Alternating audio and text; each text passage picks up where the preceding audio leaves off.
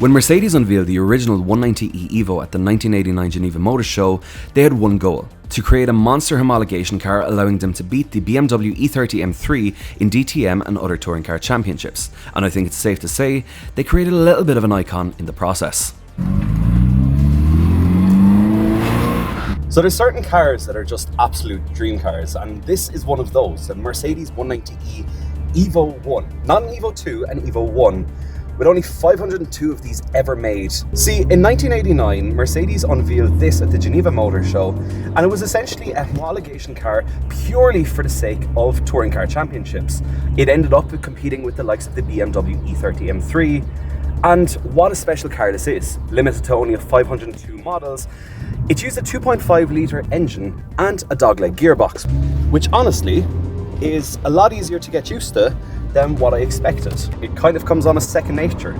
Likewise with driving on the wrong side of the road.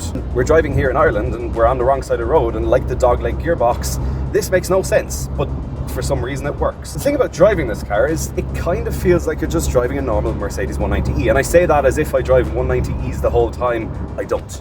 Oh, that's not a true road. Okay, that's the wrong way. Let me spin around and we'll try that again.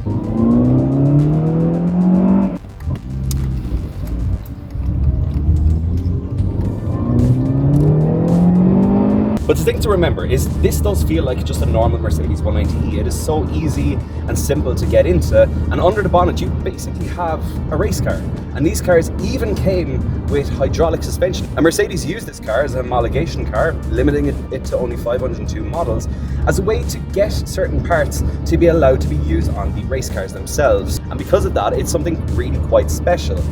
We hype up cars like this. This is not a cheap car by any means nowadays.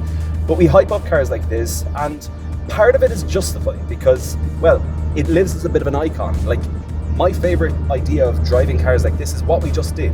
Popping down to the shops, driving it around, and just using it as a car. You know, you don't need to be constantly doing stuff on a Nürburgring. You could if you wanted. If it was the early 90s and these things were still fairly cheap, you could do that. But that's not what these cars are about anymore. They're a way to relive memories, dreams, and they're a way of connecting the dots between the cars you had on your posters as a kid and also now just being able to drive them. And that's what this car is. And it's easy to draw comparisons between this and the BMW E30 M3. They were competitors, and they both have 16-valve inline-4 engines that are high revving and made essentially for motorsport. They both put out about 200 and something horsepower. This I think is 204 horsepower.